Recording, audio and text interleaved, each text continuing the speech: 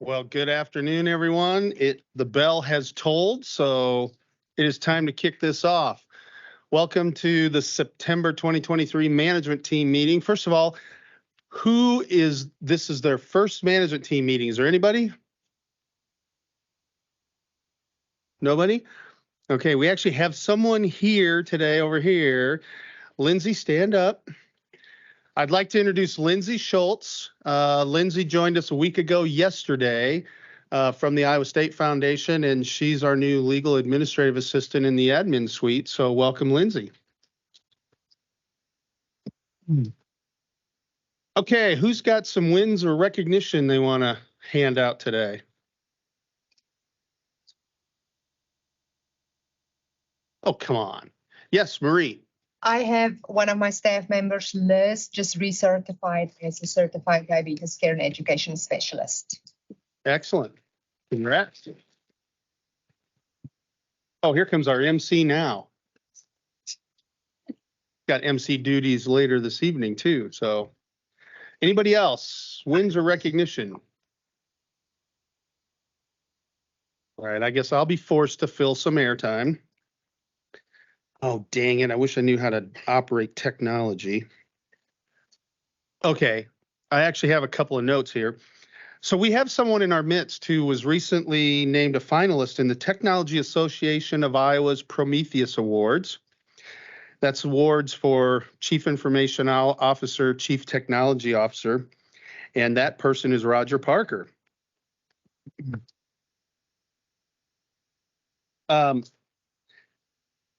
These awards honor visionary technology leaders or organizations shaping the future of Iowa's economy, and it's been around for a while. And he's in great company. There are 4 other nominations in his category from companies like Shazam, Principal Financial Group, Athena, and Global VetLink, who's also an Ames-based company. The award winner will be announced on November 2nd.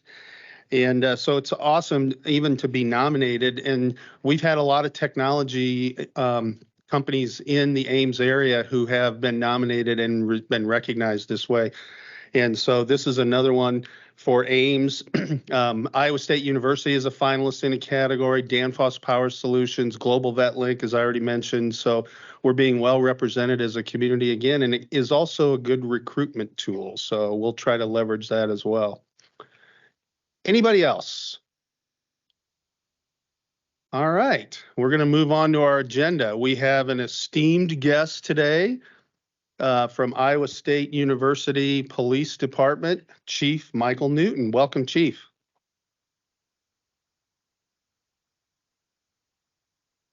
I like it when I'm esteemed. It's like, it's awesome. So I think we're here to talk about just some security updates today and talk a little bit more and then hear from you all questions, comments, concerns, issues that you're seeing. I've spent a lot more time at the hospital of recent since we have signed a 24/7 agreement in place. So I'm coming more to some of the violence preventions meetings and some of those, at least until I get a supervisor hired to manage the program here. But between my assistant chief, myself, and some of my leadership team, you'll probably see more of us here trying to kind of assess and see what other programs and security measures that we can institute as part of this agreement. We did agree to some things like getting you all on our Iowa State Safe app, so that people could, have virtual walks to their cars or have one-touch emergency notifications and callings and some of those pieces. We're still working with your IT team on some of those pieces, which it's always complicated when it comes to technology for 2 different organizations to partner together on that. So, we're slowly moving to the 24/7 staffing. As you all know, or likely know, it's really hard to hire people. I'm not seeing any difference in that. And people turn over just about as fast as they come. It seems like of late, but I've got 3 great finalists right now that hopefully will get added to the team if all works out, and a really good finalist for the supervisor position that I'm excited to see what they will bring to the team and to the staff here with some of the things that they have. We are tracking a lot more of the activities that are happening at the hospital, and so we appreciate when people do reach out to the PSOs instead of still calling the medics. We're still having some of that where people just aren't used to making sure that the PSOs are involved. We would like to find a way to make them feel like they're part of the team. It's super important for us because every once in a while they feel like, they're kind of an afterthought. And I get it, right? It's new, and we're still not completely here 24/7, but they're doing some really good documentation, so I can provide a monthly report to senior leaders here of kind of some of the activities that are happening. If you look across the country, violence in healthcare settings has continuously increased over the last decade. I know we're not immune to it here, and so it's something that we're cognizant of.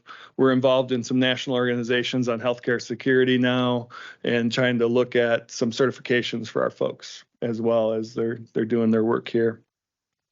I made the list of just a few things that I knew were issues right now. Understanding what the PSOs can and can't do has been a challenge for some here. Some think they're the same as a police officer, and they're not. They do have some other restrictions that police officers don't necessarily have, but that's by design. We do think that having a PSO is the lowest level that can generally intervene with using dialogue and the conversation. And then we've made it so that they can't go hands-on unless it's at medical direction. So I've had people contact me from the hospital and ask about that. And the way that our contract is set up, the way the state law works, they can do things when it's at the direction of medical personnel. And they're happy to help when it's those cases that happen. And sometimes it's just not clear for them. So they have let people walk out. And sometimes that is the best solution and best option as well, of let them walk out, call their police partners to come and deal with that situation instead of getting in a fight, which we prefer not to have happen for anyone. So it didn't pop up when I reordered that screen that you could do the diagnosis association thing. I don't know if mine looks different from yours. Well, I don't. No, somebody's not on mute. Like, where's the voice coming from? Somebody's talking to me today. We're going to get more involved in staff education as well. That was a commitment that we made with our PSOs, being involved in staff education. We have done an assessment of the hospital. I did provide a report to some of the leaders here on some of the assessment tools, and I know we're going to look at some more pieces. We're going to get involved in camera management and access control and visitor management and some of those as we progress through, just talking about how can we do things a little bit better. Not that there's anything that's super negative here, but are there ways that we can improve, right? Signage, we just had a meeting yesterday on the violence prevention signage. I think it's a great step. It definitely makes employees feel that leadership cares about them, that they have a tool and something they can point to. It's worked really well in the ED, it sounds like, of pointing to people, hey, these are the expectations that we have here at the hospital. And so, we're excited to see more of those go up. And I actually was up on a unit yesterday and got called out for not wearing my ID. So there are things that do work. It's because I didn't have a little thing for it. It was in my wallet. Dieter took care of me. Questions, comments, concerns?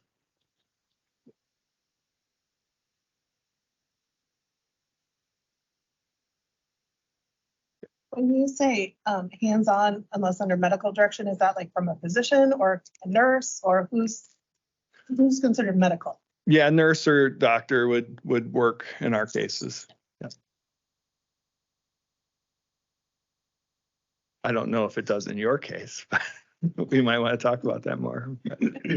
Most of the time we've been getting it from doctors, and we've been documenting that. So as soon as our folks go hands-on, they're taking a case, they're doing a report on it. They also have body camera footage of it, so that we can review and see kind of what transpired and what can we learn, what went better, what could go better from those. And we're actually working with your team that does the training. Hopefully we'll be able to get some videos of actual stuff here for training examples, which would be so much better. It sounds like, I know he said that some of the stuff's outdated. It'd be good to get some practical examples from Mary Greeley. And when we originally did the contract, we spent most of our time in the emergency department, which they still pretty much do because that's where a lot of things happen. But they are able to go up onto the units. They do walk through the building. I know, have had a lot of issues and things that they go to in the parking ramp and just helping people out with car issues. Our people can do lockouts of cars and some of those things too, which is just kind of nice. It's like inevitable somebody locks their keys in their car. Other questions, thoughts, things that you want me to address on a safety and security side? Quiet group. Glad you're here. All right. Well, we're actually happy to be here. It's a great partnership. We're going to see if we can work with our partners at Ames Police to even enhance the partnership even more. See if we can work out some of the bugs that exist there. Chief Huff and I talk frequently. I know we have a great relationship, and hopefully we can fix some of those things that still linger of response and some of those pieces. Our supervisors do know if our public safety officers call for assistance, our team will respond as well. And all my supervisors have been given the okay to respond here, at least until Ames gets here to take over the criminal piece if there's a criminal component to it. Although our people would be happy to do that too if need be. So. All right. Well, I appreciate you all. And if anything comes up, feel free to let Dieter know, let me know, email me. And Chief, hi. Sorry, this is a voice coming from above. Probably this is Amber. Hey, Amber. Hello. So I get asked these type of questions like almost daily. So I know there's more questions out there from this group, but I will start by asking a question. So the number you alluded to it, the number that we should call is that security number and not the paramedic number.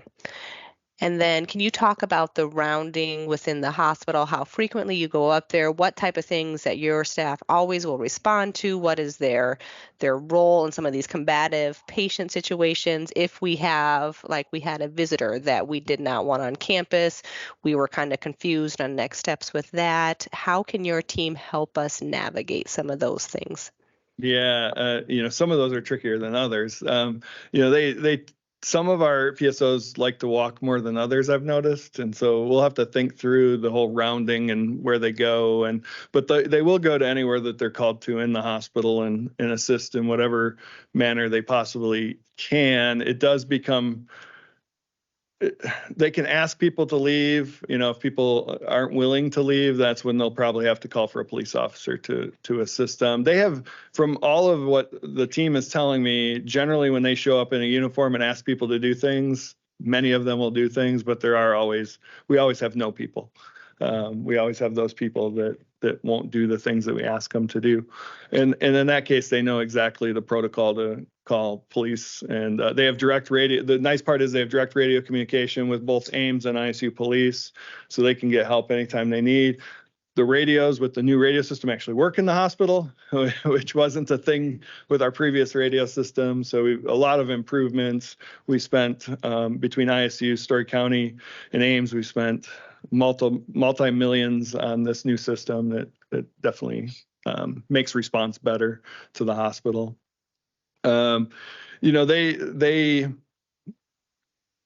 They will respond to just about anything and take direction from hospital staff. The contract was pretty clear that if it's coming from the hospital staff and we can document it, then we can take action on it. Does that help, Amber? It does. And it was super helpful. You and I were talking a couple weeks ago when we had that situation, and we just didn't know what to do. Our staff on the unit didn't know what to do. So I think we called Ames PD. There was some confusion, but just using your staff as a resource too. So we can call down there, ask those questions about, hey, how do we start some of these processes? What is the logical next step? Just utilizing your staff as the experts within security. Yeah, and they can make all the necessary phone calls and get the right people here. What we had a few, you just reminded me of that too. We have a few incidents where the area of the hospital just called Ames Police Direct, and all of a sudden Ames Police are coming in here, and the PSO's like, well, what's going on? How can I help? What is the issue? And I think that's just getting used to having the team here and more of a response that they can do based on, changes in the contract and some of the pieces that we put in place.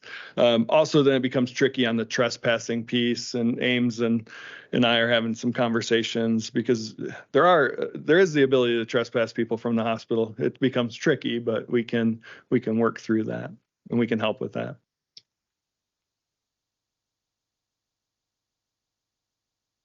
Yeah. So maybe I missed a little bit of the first part, but for internal combative patient calls overhead, are your teams going to respond to those immediately, or do they stay back as kind of, just to make sure that we're still covered on that end, and then respond when asked? Or what's your role in those types of activities? It's on some cases they have been responding with and have been part of the team, and we're happy to do that. They get the same training, the restraint training and all those pieces. In some cases, some of them have higher level training as well. So I think the long-term plan is for us to respond with and be a resource. But Dieter can correct me if we're not heading down that path.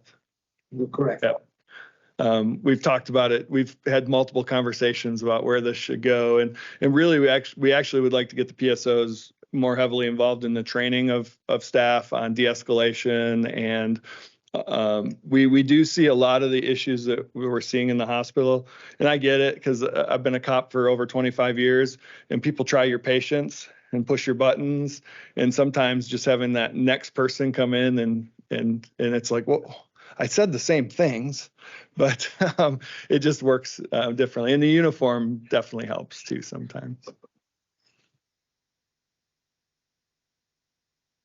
Other questions? All right. Well, I'm always happy to come back anytime. I seem to be at the hospital at least a few times a month, this week, every day. But happy to be here. Thank you all.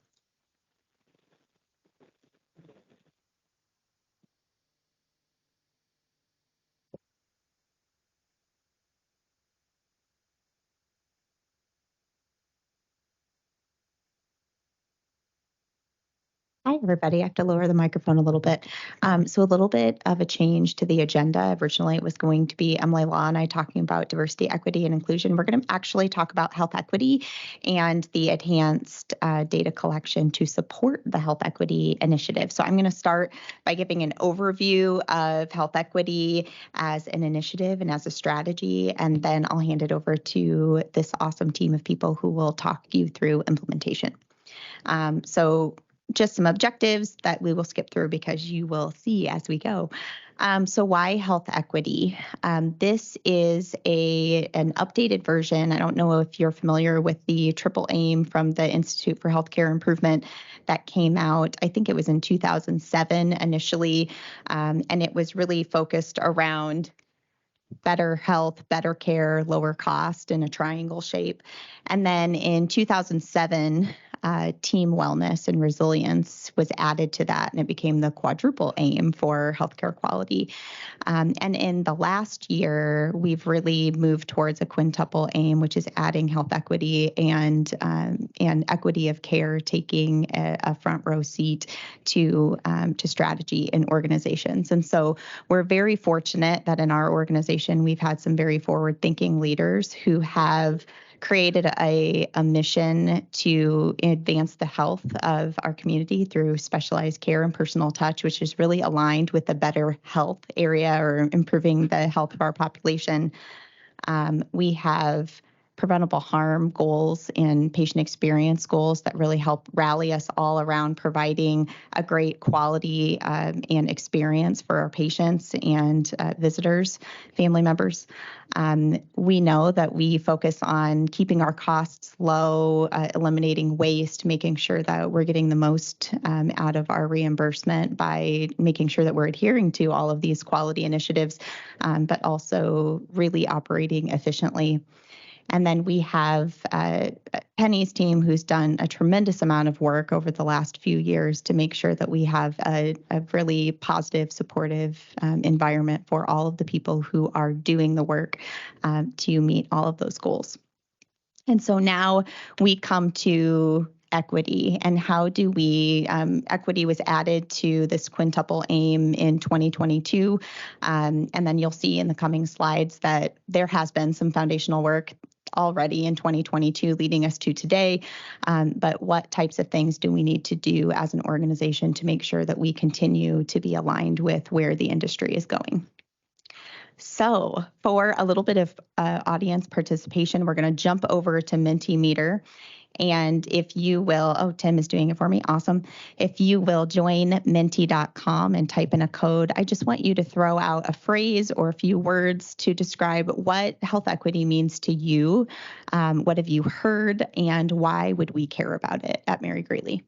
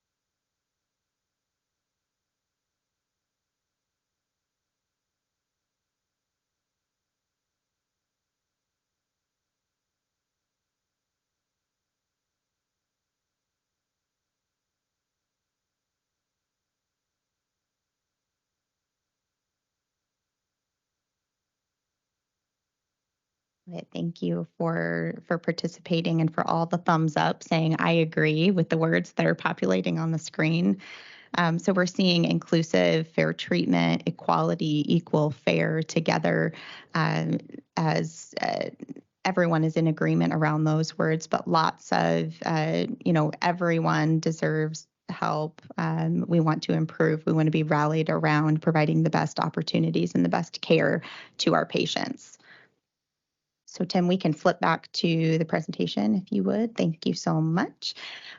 So the very simple way to define health equity is everyone having the opportunity to be as healthy as possible. And that really is aligned with our aspirational vision to be the best for the people that we serve and our mission to advance health of the people that we serve as well as our community.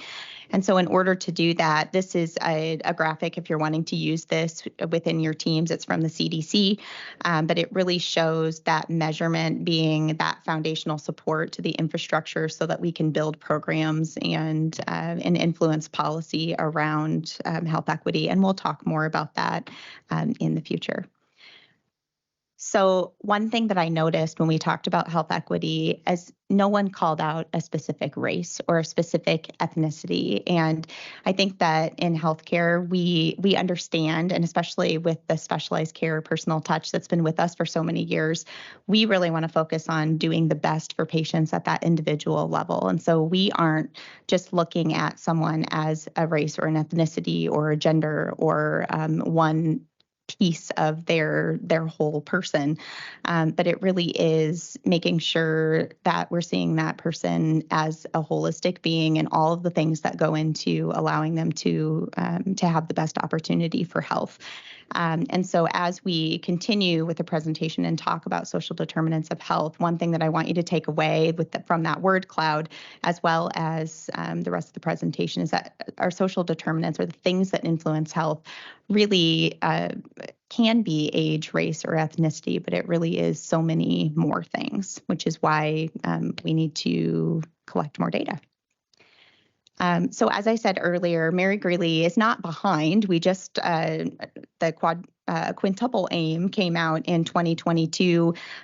Penny, Corey, Becca, a few others had put together a survey with the American Hospital Association to start us on this health equity transformation roadmap.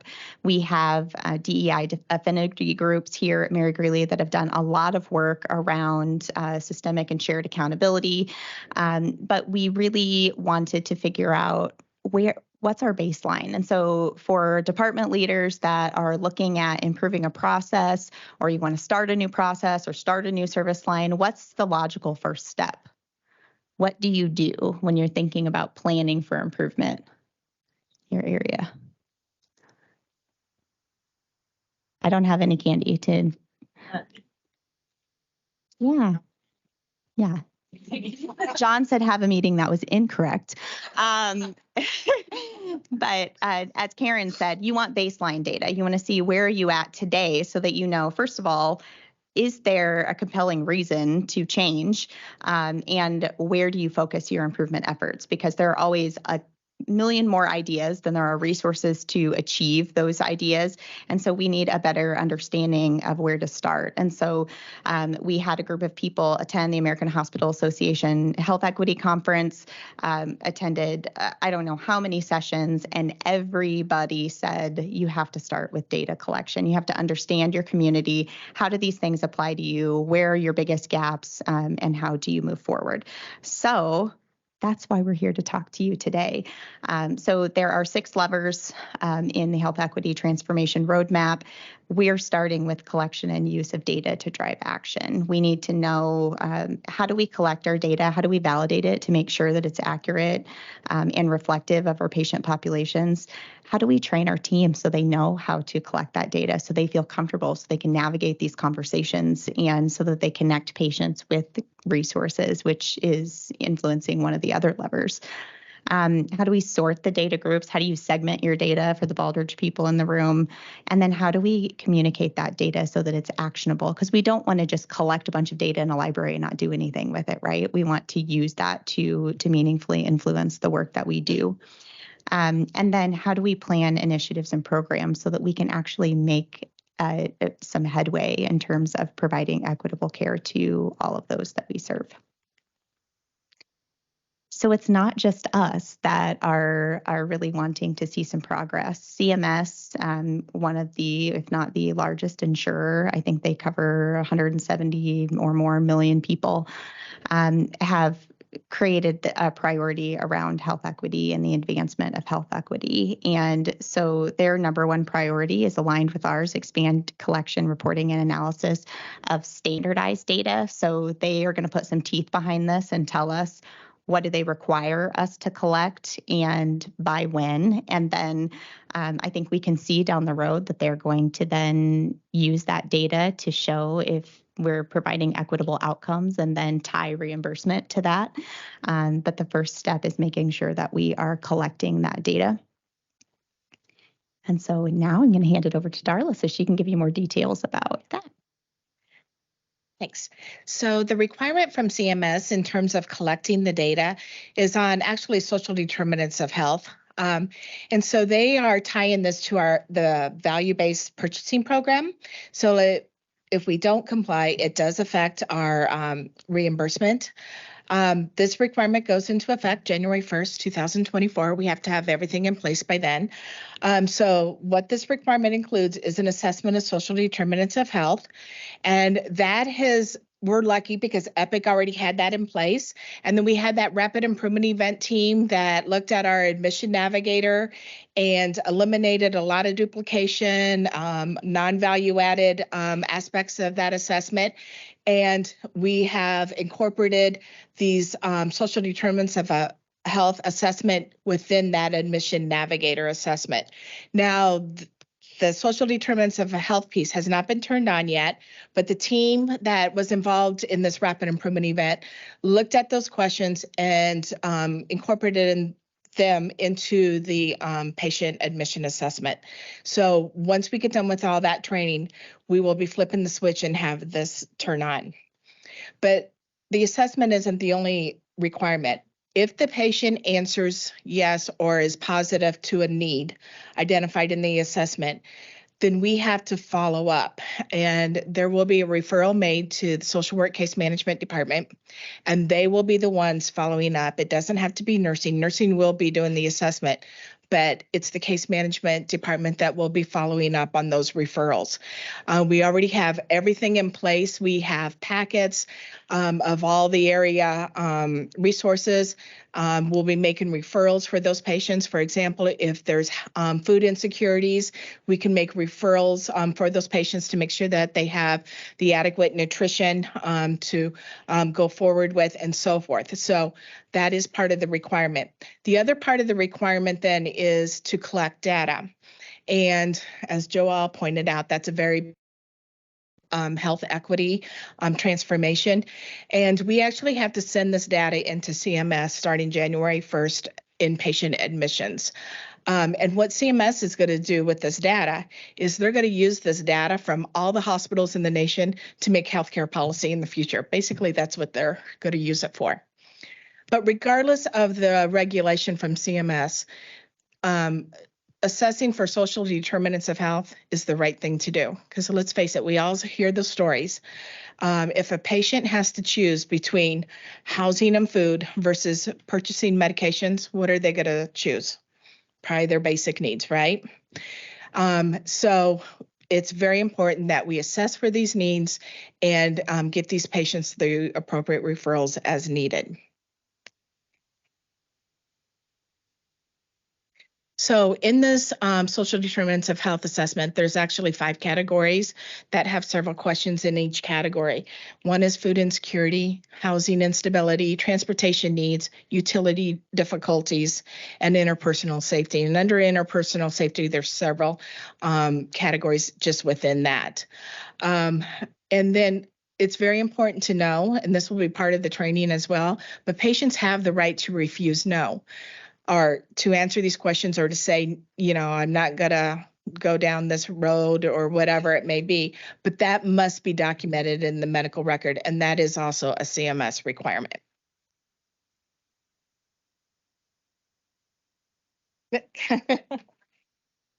So we thought it was important to show you what the social determinants of health assessment requirements or the screening was. This is probably difficult to read right here, but we will get information out. We're working with Darla's team to implement these within Epic.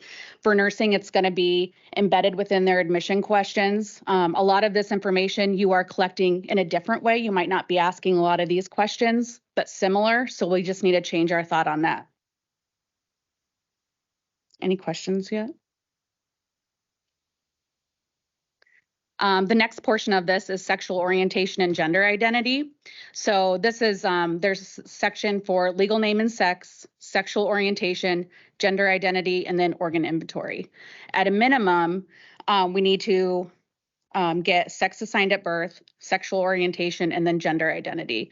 The legal sex is documented upon registration in those fields, but those other fields is where this comes in.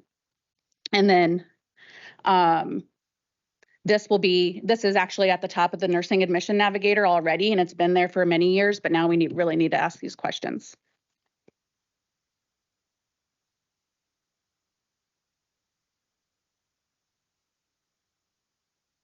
Sex assigned at birth, sexual orientation, and then gender identity.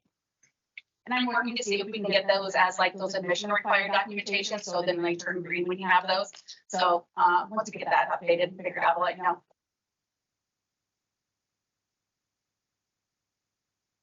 Okay, so I'm going to go over our education plan for the rollout of these questions. When developing the tiered aspect of this education, we really wanted to focus a lot on what Joelle was talking about with health equity, not so much the questions specifically, just to really put the focus on the caring for the whole patient and doing it because it's the right thing to do and not that it was our CMS requirement. So we've got this 3-tiered model of education, starting with Huddle discussion guides. So that's just an opportunity to open the floor and start having these conversations about kind of what this will look like to ask your patients these types of questions. And then we've got 3 different e-learning modules. So the first one is about building awareness and building buy-in from the nurses. And really, like I said, just focusing on health equity. And then the other 2 will go more over the technical Epic training like Nikki was just talking about, so they really know where to click and what to do. And then the last two things we've got are a really nice AIDIT card. I don't know, you guys have probably seen those AIDIT cards. You kind of fill in your blanks. Jessica Carter was able to help us put one together for admission specifically, and it just provides scripting for nurses so that when they're in the room doing this assessment, they can have something to kind of fall back onto if it's potentially an uncomfortable situation or the patient is responding in a way that they don't really know how to address. We also at some point want to identify on-unit champions and those departmental SMEs, those subject matter experts, so that there's always the opportunity for continuous improvement and coaching and support for nurses as they're asking these different questions about SDOH and SOGI. And then this will start with inpatient nursing, this education plan, with the hope to eventually roll this out to all of our other outpatient and registration folks as well. Any questions on education for now? Okay. Yeah. So is this going to be, this is for all inpatients? Does this include all outpatients as well? Not right now. Not yet. That's later. Yeah, it's like phase 1. The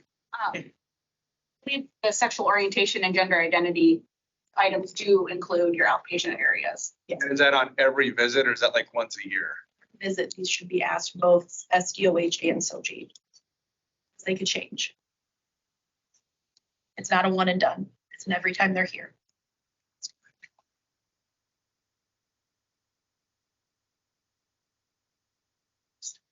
Okay, great. And I get to close out the presentation with a no share do. So your takeaways from this presentation today, know that we're going to be implementing this enhanced data collection for SOGI and for the social determinants of health in Q2, so starting next month. And then we'll be auditing that documentation as well to make sure we're meeting all of those regulatory requirements. Please share that there's going to be some education modules that Caitlin talked about that will be released next month, so in October, prior to the go live in November. And then she talked about those AIDIT cards as well with some scripting so that if employees have questions about how to answer patient questions, we'll have some information in there as well as in the module. And then be sure to talk about the why behind the what, and please reach out if you have any questions at all and share any wins or questions that come up along the way. Any other questions that we didn't answer?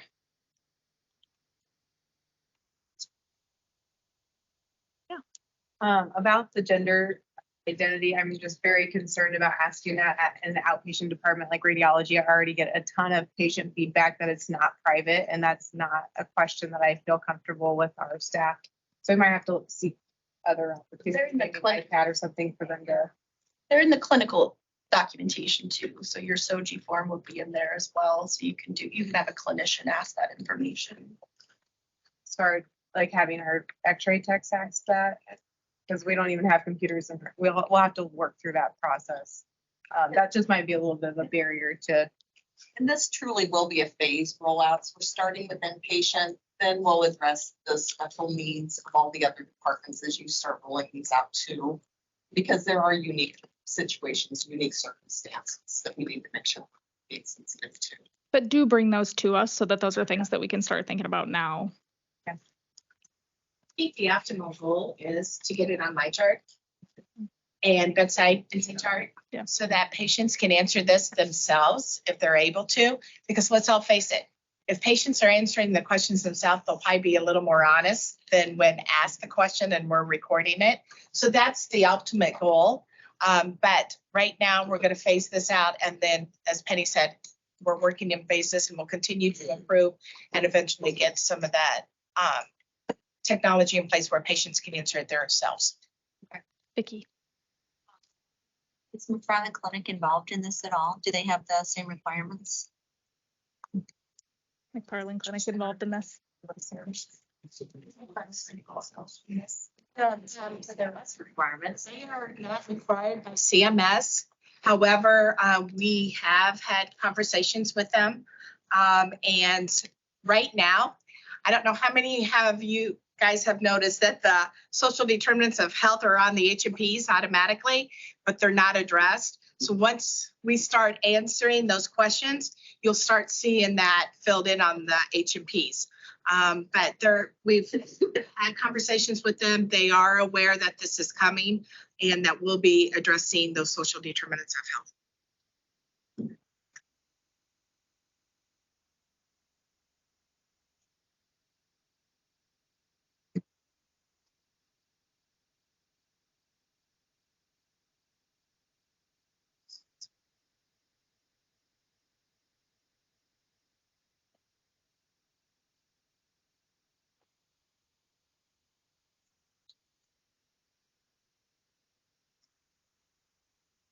We're next. Where's your suitcase? Ah.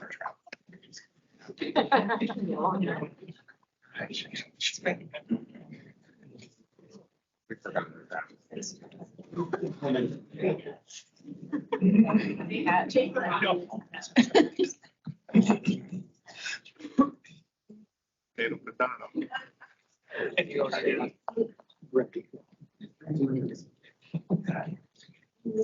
You'll notice on the X-ray.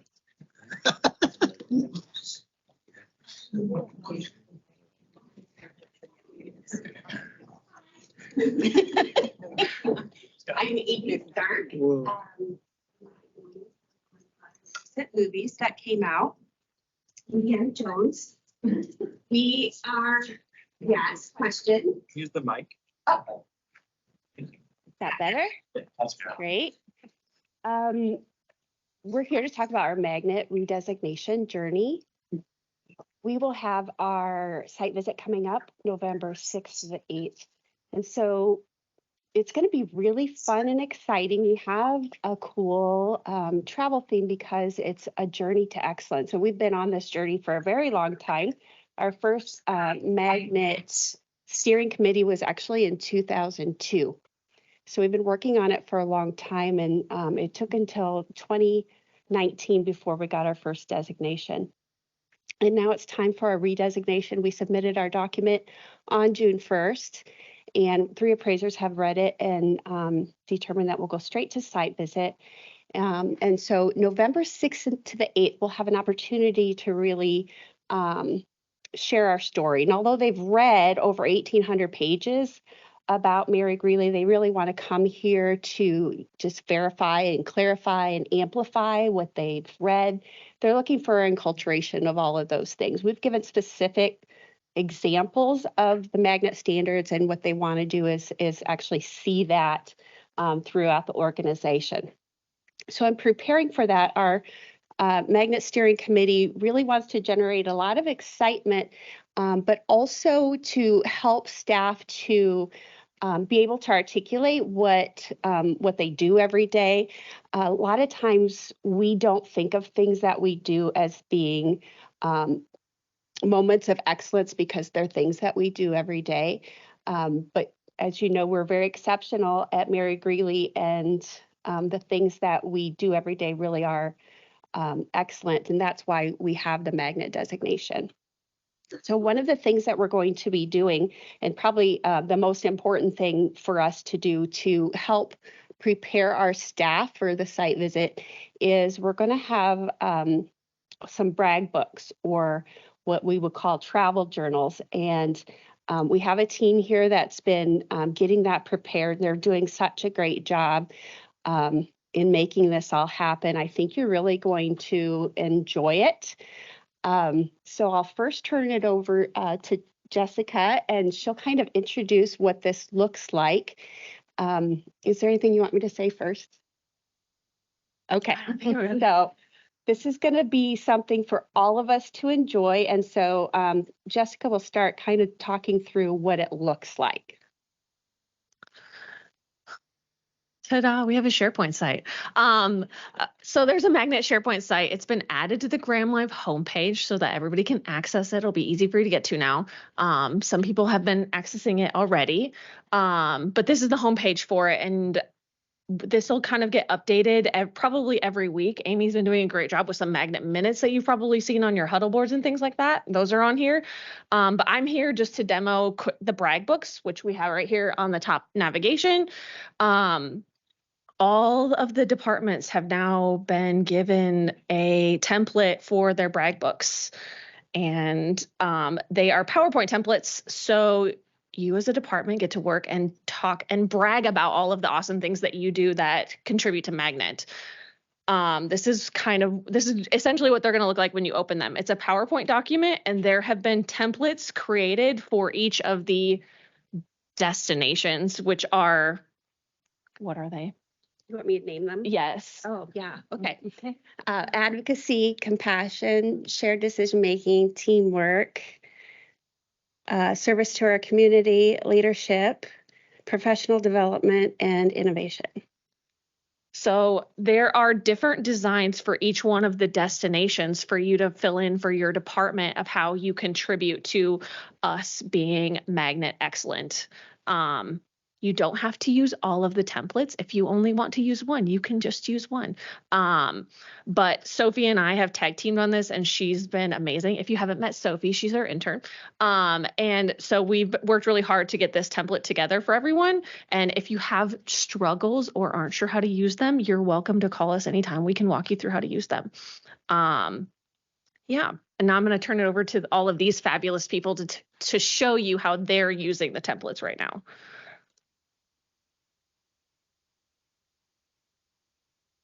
Ashley wasn't able to be here today from the 6th floor, and she was going to go over the lessons learned so far. So how they were gathering their information on how their team felt about all the different pieces of our nursing practice, the leadership, the compassion, all those types of things. They got all of those and went to a unit meeting and had posters where people could put their information on what they thought went under those. They had posters in the huddle room and the break room. They also share the information at huddles to get people interested. They created a brag book channel on Teams as another outlet or source to get stories, but they didn't get really much information from all of those. And so what they learned is that they needed the manager, director, leadership more involved in that to get that feedback. So their new plan was to take the sample magnet questions that Amy sent out, and with those questions, put it with each of the different destinations. And with that, they were able to better come up or brainstorm through stories. They also used a shared decision-making team. Also, rounding one-on-one was a little bit more helpful. And then even putting updates in the Friday email, and then having a draft binder that was in the break room so people could flip through and make suggestions and whatnot. And they're also searching for specific stories. They were able to use their Surgical Superhero Award, their Pride Award, and their Daisy Awards. So I'm going to show you a sample of Ambulatory Care's brag book that we've started so far, so that you can just kind of see what it looks like. We have our little statement here.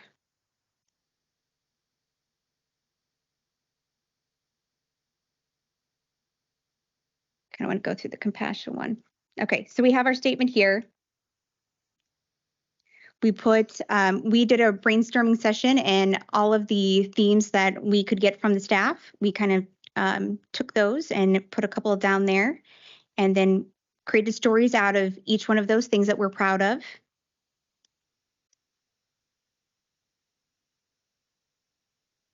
So just pictures and stories, and just wanted to show you how we use the templates so far.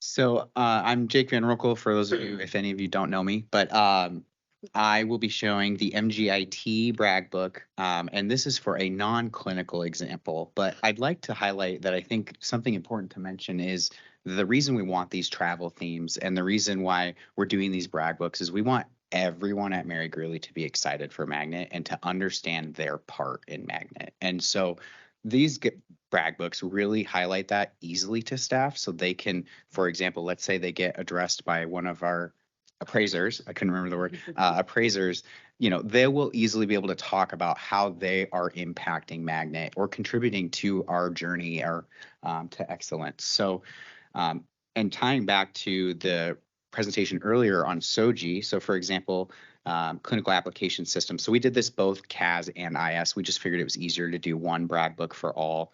But you can see here that we've highlighted that as one of our examples here for CAS on how we're advocating for our patients.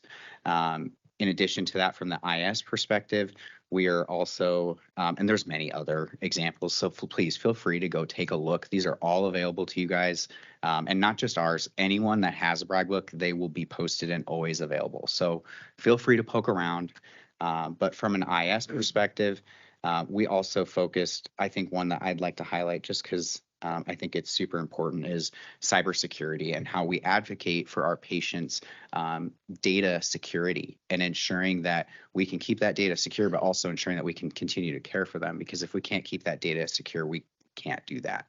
And so as you come in here, feel free to read more. I'm not going to read through each of these slides, but there's a lot of information here that has that can really connect the dot for staff. And I think the other comment to mention on just like best practices is don't think too big. You can impact Magnet in the smallest ways. And my head immediately went huge, and you don't have to do that. And I personally am very happy to be part of this journey just because if I had been asked to just randomly talk to an appraiser, I wouldn't have had a clue how to correlate those things. And so this has just been really, really helpful. And Chris? I'm Chris Mayfield, the Director of Behavioral Health. So I have not actually put anything in my brag book yet, but I have a stack about this tall on my desk of stuff I need to go through. I think one of the most important things is just I did something similar as Ashley. I put all the stuff on my whiteboard, and nobody really engaged in that. So then when I started asking people personally, like people started sending me like notes and artwork and stuff that patients had sent them. And so that's super exciting for us. That's kind of like our love language on behavioral health when someone writes us a personalized letter. I also got with Jessica, and she got me all of the Health Connect that had anything to do with behavioral health. So I have several of those sitting on my desk to add to our book. So one thing I didn't see Ron here, but most of us have probably been in a room with Ron where he tells everyone to write their definition of something down, and then we pass it around the room and cross out things and add things and whatever. So I did that with some of my staff to get like definitions of what compassion and advocacy meant to them. And that was like a real eye opener, I think, for everyone to know that it's not always the huge things that you do. Sometimes just those small things are a big deal. So I'm really excited to be part of this, like as a specialized unit to begin with, because I think that we all have our own stories to tell. So just make sure you lean into your staff and get them. Like I came to work one day and I just had this whole stack of patient letters. I'm like, where did all of these come from? What is going on right now? But it's really telling to read through those. So I'm excited to add those to our brag book.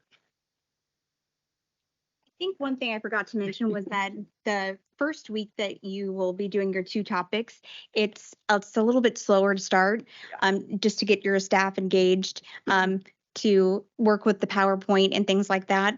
But we're kind of a week ahead of you guys. And so the next 2 topics have been very easy to get staff on board.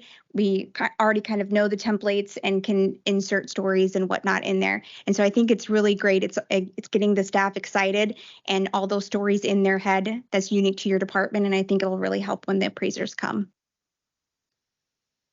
One other thing I forgot to mention. So for IT, what we've been doing to kind of verbalize this and discuss this is we've been using our huddles on Mondays to just talk about how we contribute to all of Magnet. And so that could work for you in your areas. I know your huddles are a little different, but it's worked really well for us to get ideas and just verbally discuss how we all impact and are part of this journey. Okay, so now I know you're super jazzed to go back and do this right now. The site is live and you all have view access to all of the brag books. So everybody can go in and look at everyone's brag book. No, they're all a work in progress. But your department has been given access to your department's brag book. So anyone in your department should be able to edit your own brag book. So don't feel like you have to take it on yourself, but lean into your staff and let them dump ideas into the file because everyone can access it. And if you have questions, just call. We'll help. Can you show us how to get to it at the beginning? Sure. It's on right now. It's on grant. There's two ways to get to it. There's a quick links under, or there's a link under quick links called magnet designation that will get you to it. Otherwise, if you scroll down under employee updates, the nice big banner there, and you can jump right over to the homepage. Thank you. Mm-hmm. Question, just a comment. If you're looking for things to brag about, so Amber and I talked about how we align the magnet designation with our Baldrige journey. You notice it's called a journey to excellence. That's exactly what we call Baldrige, our journey to excellence, organizational excellence. Look at your business review. You've got a lot of brags on there. Both on the left-hand side, you talk about your leadership, you talk about your customers, your workforce, your operations. Look on the right side of your business review. You have a lot of information about your SWOT, your strengths, weaknesses, actually TOES, threats, opportunities, weaknesses, strengths. That's a great place to look if you're struggling with what to brag about. And then flip it over and look at all your data that you have. And I saw in IT has a lot of nice data in there about cybersecurity. Don't hesitate to put the data in there because that's really something helpful for, I think, for these brag books. Yeah, I'm glad that you mentioned the Baldrige and the journey to excellence. I a lot of times tell people if you understand Baldrige, you kind of understand Magnet because they're saying the same thing, but they're saying it in different languages. And so those of you who've been part of Magnet or part of Baldrige, they really do go very well together. And it was hard to define, like, what is Magnet? It's because it's everything that we do. And so this is a way that it can be meaningful to each and every unit. And what are your unit's contributions? What are your staff proud of? How do you contribute to our journey to excellence? Initially, when we started planning for our site visit preparation, we thought we would have at least until mid-December being the very soonest that we would get a site visit. But it went way faster than we expected. And so that really cut down our timeline. And so initially we thought we'd have, time and we would just take 1 week to talk about advocacy and see what that means to our staff and what examples do they have, and then add that to the book. And then the next week we'll talk about compassion. And we'll go through, those conversations and add to our book. But with that timeline being decreased, it's really changed it. So we decided we were planning to have each unit talk about 2 of these destinations per week. So the first week of October would be the first week to get started. And you would talk about compassion and advocacy being the first 2. And then in the second week of October, then going to the next ones. But as we were trialing this, and that's why it's so important we do these small tests of change, is we learned that, as Bonnie mentioned, it took a little bit of time to get started. And so we don't want to make you wait, because we've been hearing a lot of people getting excited, and there's been a lot of energy generated as they see more and hear more about the Bragg books. So the actual timeline would be get started on these, starting with your staff, talking with them the first week of October, being advocacy and compassion. And then the next week going to the next 2. However, if you want to get started today, that's great too. And you should work at the pace that works for your department. We just wanted to get a head start with some of these groups just to see how it all worked and what that might look like. And so we'd have some great examples for you to look to see how that looks like in other departments. Questions? Comments?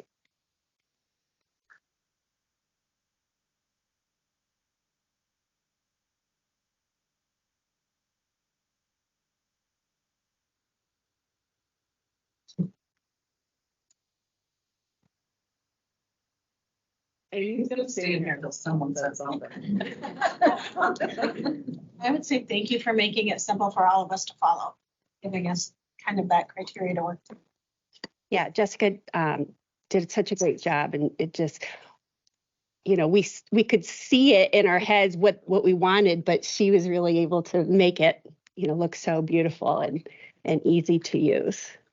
And like she said, you can reach out, if you need help with, the technical parts or even with ideas of what to put in your Bragg book. I'm happy to help. You can reach out to really any of us because we've been learning a lot. Julie? Is there any thought around developing a council to work on the next magnet project? Because I'm sure this is something we're going to continue to pursue in the future. And I know that there was a lot of work by the magnet team on writing stories and doing all these things that they're in addition to their full-time jobs. Perhaps getting a council together that we can get frontline staff more involved, opportunities for them to grow and develop and be able to take these stories and write them throughout the next 5 years instead of the game of trying to get them all written in a short amount of time. Is there any thought around that? Yeah, each time that we've done this, we've learned a lot. First time we just really had no idea what we were doing. And then the second time we did, but then we had a pandemic, and it's never anybody's priority to sit down and write stories about things that we've already done. When there's patients to take care of and staffing shortages and emergencies and that kind of thing. So yes, it's been hard to collect stories. And so now that we've learned this, we think this is a great way to generate those stories proactively. And I think there will be a lot of energy around getting through our site visit. But once we're through that, yes, we start our next cycle of redesignation. And so I'd love to hear, everybody's ideas on how to operationalize that. We do have some plans of how we will do things differently. In fact, my plan is I will tell you ahead of time proactively, we'd like you to be featured, your unit to be featured on this particular standard. And so that ahead of time, so you could be thinking about how do I measure that and who am I going to involve in my staff to be part of that. There'll be a lot of ways that we'll be able to, use what we learned in this to generate, a better process in the future, for sure. Amy, it makes me think about actually, now that we are including really the entire organization as well, I suspect you'll find stories in places that you wouldn't even have known to have looked. That now, I think everybody's radar will be attuned to, telling some of those stories. We all have stories to share. And so oftentimes when I'm asking folks, they struggle with that. But I think what we've learned in having these conversations with staff is, to say, tell me of how you've advocated for a patient this week, or what kind of compassion that you've demonstrated today. That makes it more practical and not so hard to come up with what those things look like.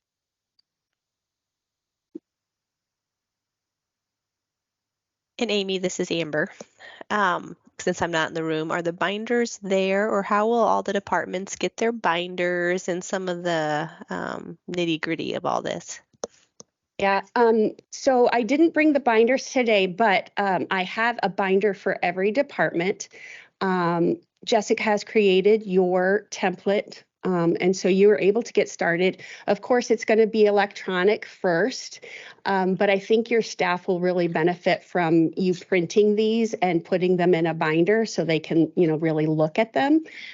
So I'll get your binders to you. And as you go, if you want to start printing them and putting in your book, you'll do what works best for your department. But I think these guys, have you started putting in your book yet, Bonnie? No. Okay. All right. So you might wait until you get, maybe through the first couple, and then you can see them and put them in your binder.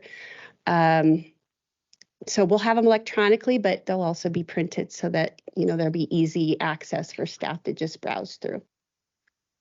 I know MedSearch staff responded really well. They already printed what they built and have been distributing it, and they love being able to just grab a book and just kind of take a look when they have a few minutes. So I agree. I think it would be really helpful in that scenario, especially as we get closer to our site visit.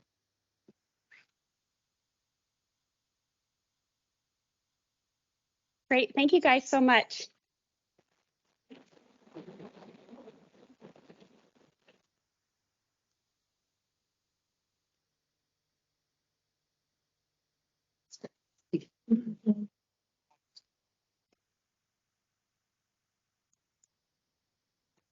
I have Tammy up there going, Penny, get down there. So it's my turn and Tammy's turn.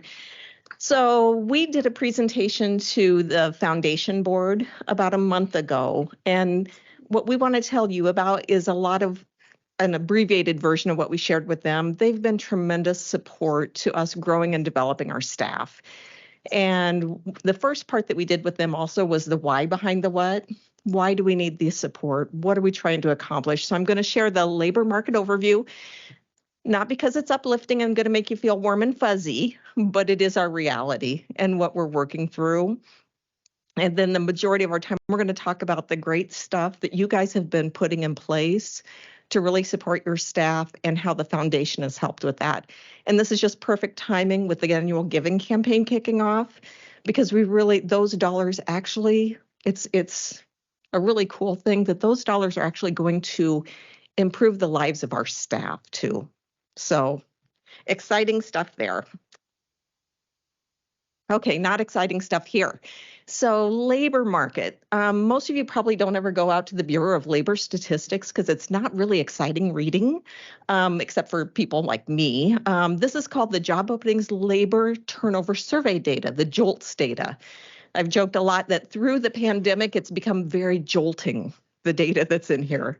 So it's all organizations, provide their data in. So if I use Gary's terms, it's statistically significant numbers that are directionally correct.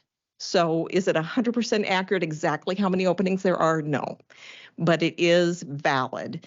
So for healthcare, what you see here is from 20, 21, and 22, those benchmark months each year. What happened with job openings? We went from 978,000 up to almost 2 million in just 2 years. And at this point, we're just under what we were in 22 overall as a healthcare industry. So we're down about 8% in job openings. So that's good news, a little bit fewer openings. The hires have gone down. So we were hiring more before the pandemic. Even though the job openings have gone up, our hiring's gone down overall through this whole journey for us. But it is up from last year. We're up 2%. So little bitty victories, we're going to take those. Terminations. So separations are people leaving healthcare and their employers. So that has increased. So that's the story that we have lived through and that we felt. So this just validates how you're feeling about things. And if you do the quick math, there are 1.8 million openings, and in that same time frame, we had 717,000 people leave healthcare. We hired 780,000. So if you do the math really quick, we're not going to really make a dent in that job openings number. So it is going to be a challenge. This challenge that we're living through now is going to continue. I don't share that to depress you or to make you feel defeated, but this is an opportunity for us to really, when we talked about with our strategic plan, reimagining our work, that's really where we're at, is how do we reimagine? If the workforce isn't going to be there, what do we have systems do? What do we have our talent do? And what are we doing when we talk about those waste walks? What are we doing that we just don't need to do? What have we told ourselves that's important and critical? And in reality, when we step back, we go, is that as critical? Is that as important to our patient care? When you look at all industries, they're faring okay, a little bit different story. They're not having the success at hiring that we are, and they're still, they're losing less, unfortunately. So this is across all industries. You can see the reason I'm not going to go through these numbers. The reason I want you to see this one, though, is you see with healthcare, we're down 8% in openings, but we're up in hiring and unfortunately up in terminations. When you look at accommodation and food services, who's seen a restaurant close in the pandemic and just go away? That's what you're seeing here. Their openings are down 23%. That's called disruption. That means some industries just aren't coming back the same way after the pandemic. So they don't need as many staff. They don't need to hire as much. Does that mean there's a lot of people out there to hire? No, that does not mean that there are a lot of people. I don't know where all the people went, but they've gone somewhere. Honestly, a lot of boomers did leave the job market. And we know that the upcoming generations, they're smaller than that boomer generation was.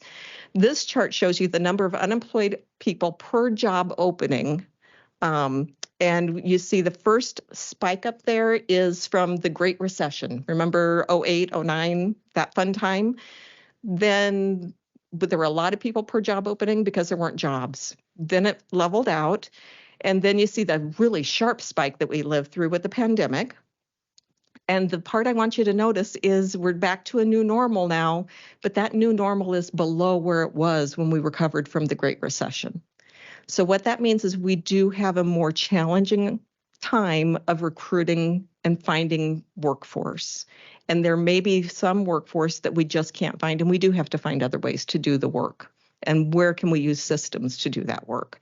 So again, not to depress you, but it is to give you reality so that as you're thinking of waste walks, as you're thinking about what is really important for my staff to do, you can start reimagining those jobs and what does work look like going forward. So with that, I'm going to move into the positive stuff now. So you guys have done amazing work on career pathways and growing and developing your staff.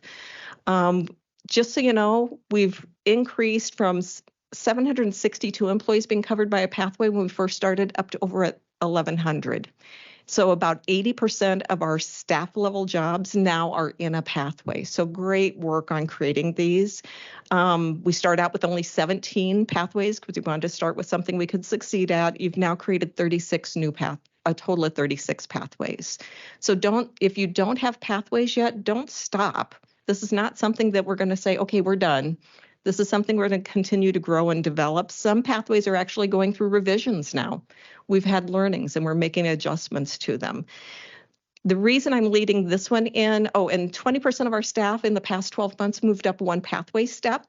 So what that says is they're growing and developing, they're achieving, and 83 people have been promoted internally. So we are developing our staff for those next opportunities within, and we're not losing them just to outside folks where they think they have to go to get a promotion. So what this leads us into is how the foundation has really helped us, because the financial barriers to staff on the cost of development, the cost of getting a certification, the cost of continuing their education, the cost of learning a new skill or development that way can be cost prohibitive, especially if we're looking at lower wage earners. An $800 course is a barrier for them. We've removed that barrier. And so that's part of why these pathways have been so successful, is we've been able to actually support people financially also. So Staff Growth and Development Fund, we spend over $86,000 in the past, in fiscal year 23 on helping our staff grow and develop. And that has 100% been supported by the foundation. So when we're looking at our margin, this is not a drag on our margin. The foundation is actually helping make sure that we can do this. And it's been over 200 people have benefited from it. We're aligning it to strategic priorities. Those of you who have filled these out, do align it to whether it's a quality or safety or an operational performance, partnerships, community health. What does that education and development look like and how does it connect? And the types of activities. So we do everything from, the biggest ones are certifications and certificate programs. Those are two different things, but both of those have the most people benefiting from them. Conferences and seminars are another one that's we're supporting. We're bringing in speakers. A lot of these group speakers we bring in are supported, and then just individual training courses too. So please don't stop sending those through. And by capturing these all together, we really can report on it and understand how we're growing and developing. And with that, I'm going to turn it over to my friend Tammy to talk about all the great student stuff. So we talked about how we're growing and developing our staff so that we can retain them. So that's a big piece. Now we're talking about how do we get more staff? How do we attract folks? I will do my best to stand still by the microphone. So you've heard a lot about the internship program, and really the point of us going to that foundation and then sharing kind of the brief overview is to thank the foundation for the support that we've had, and then indicate that we are looking to grow some of these programs. And so of course there was a request for us to ask for some additional support. So we did have a group of 11 interns here this summer. We shared that with the foundation, shared a lot of the great work that those interns were doing. Good news with this is if you look at this picture, and I can do math, there are 11 interns here. There are 10 up here. One of them chose not to have her picture taken. So the good news with this group up here is that many of them are still in our building. Right? They've extended their internship. They've been hired as either a full-time or a part-time employee. So kudos to all of you for supporting those interns and thinking of projects that you might have in your area that a student, an intern, a young professional can do for us, right? It's a good way for us to get the word out about Mary Greeley. And if it's any indication, I was at an event at Iowa State yesterday for 2 hours, and for 1.5 of those hours, I had a line of people wanting to talk to Mary Greeley about all the different opportunities. So yes, it was awesome. I ran out of pizza cutters. But that was just one of the exciting things that we do. So you've again seen this and you heard this if you came to the intern presentations, but this is cool that we are reaching out to more schools than we have before, more majors than we have before. So if you remember, one of our goals for student experience is what can we do to increase knowledge and get people excited about working in healthcare, and not just clinical areas, but of course clinical areas, but thinking of what outside of those, because we need those folks too. And a lot of them come from Iowa State, which is right in our backyard, great partnership opportunity, but of course there's other schools. So you can see the different programs or majors that were represented there.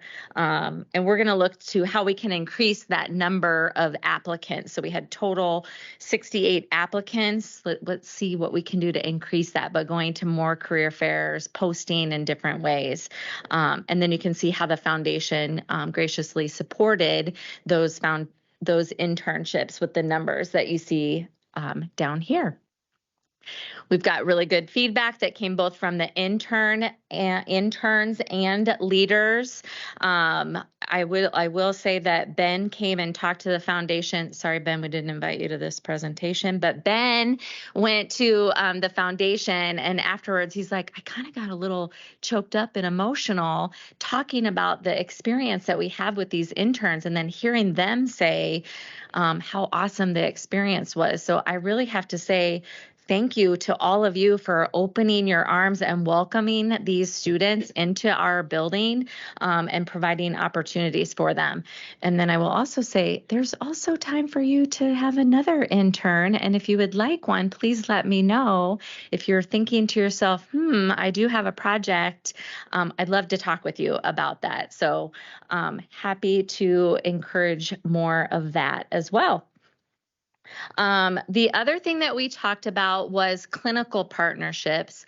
And John should really also get kudos for this and the work that he's done with this, as well as a lot of you. So we did a little road trip this summer. So that's a picture from our road trip where we've got several people in there where we went to Mercy to talk with Mercy, one of our partners. But we did identify with clinical partnerships, as you've heard, that we had heard from schools that said, we would like to come to Mary Greeley, but we don't have an instructor. Do you have an instructor? Our first response was no. We don't. And then we're like, wait a minute, we have to think different. We have to be different. And so did an outreach to our staff to ask if there was interest in being instructors and got some really good response. John actually did another call out this year and probably doubled or tripled that response in terms of interest that we have from staff. So nursing programs are waitlisting students. We need nursing students. We need nurses, right? And so we identified that need. We thought different. We acted different. And we said, we can host these students if we have those instructors. And so because of that, this shows our fall and spring numbers, which is close to 200. This does not include summer. So the good news with this is because of our partnership with Mercy and Iowa Central and our staff serving as instructors, we were able to bring to Mary Greeley more than 200. It was probably closer to 300 students over these 3 terms that normally would not have been at Mary Greeley. So what does that mean for you? What does that mean for us in HR? That we now have a potential of 300 more applicants for our open positions. And so these are the areas that were represented and the number of instructors that we were able to bring on. It's also a satisfier for our staff that are looking for that development opportunity, right? And they want to do something different. They get paid by Mary Greeley, so that's a benefit to them as well. So some good stuff happening. And with the support of the foundation, we were able to offset that cost. We were reimbursed by these schools, but that did not cover necessarily the wages.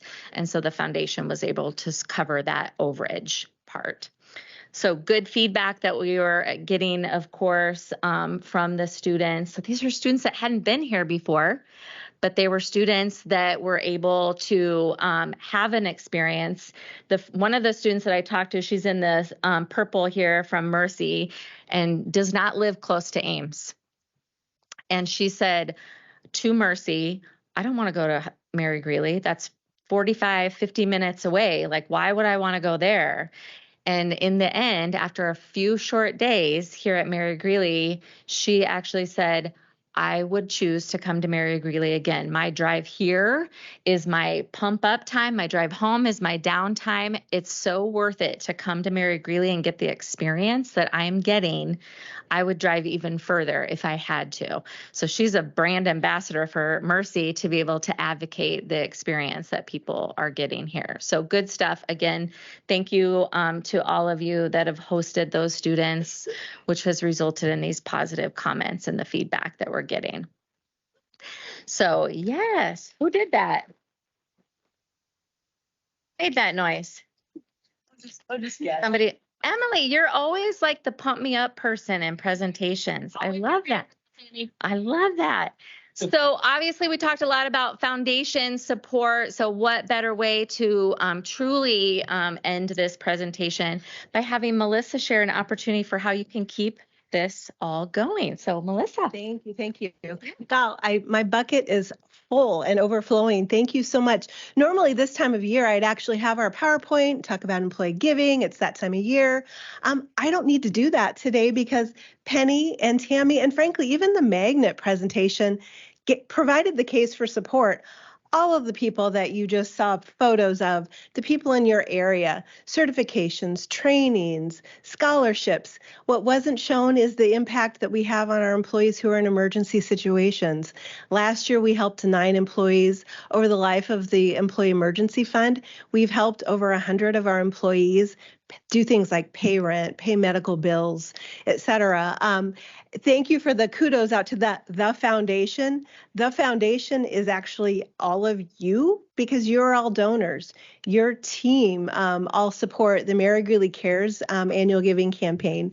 So in addition to that, of course, then there are all the wonderful things that our local United Way does in support of not only Mary Greeley, but our community. So I'm actually going out rather than doing the show here. Today, we're having conversations at division meetings. So the goal there really is to have a conversation, share some information, get you all excited. So get ready, October 2nd through the 22nd. We're condensing it this year. There's a lot going on. We've got Magnet here as well. I'll give you a little tip for your brag books. Thinking of some of those Magnet destinations line up so perfectly with what we do with our employee giving. Professional development. I'm pretty sure we just saw an entire presentation on professional development and what we do to support our team. Compassion, again, the foundation and again, our philanthropic support of our community and each other. And of course, service to the community. I talked about yesterday at the huddle, the Monday morning huddle, the group that we had volunteer for our community last week for the United Way Day of Caring. Just one of many, many examples. So stay tuned. We'll be sharing information with all of you. But in the meantime, if you have any questions about the process this year, feel free to reach out. We are focusing on our Mary Greeley Cares Fund. So that's education. That is, again, all of the engagement and employee emergency support. With that said, if you or someone on your team feels compelled to give to another area, we will allow that. We'll just make you take another little step. So again, it's about us being donor centered to you all as well. So thank you very much. And again, huge shout out to HR, have been incredible partners, and talk about putting dollars to work. I mean, we really have put amazing dollars to work this last year.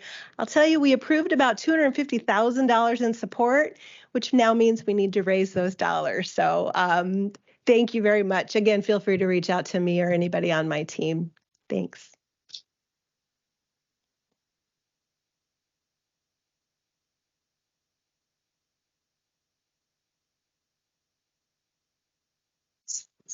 Well, I won the coin toss. We're just doing a little coin toss. Announcements or anything else that we have here. Anybody have an announcement? Yes, it's guest service this week that we're celebrating it this week. So if you see a fellow red shirt or khaki scrubs, tell them thank you. They had ice cream today, meal on Thursday. They're doing a bingo contest. So if you're wearing green, if you wear a necklace, if your name starts with the letter O, they'll probably ask for a picture. Quite fun. Any other announcements that we have? I have an announcement. Does anybody notice the little microphone or the speakers above us?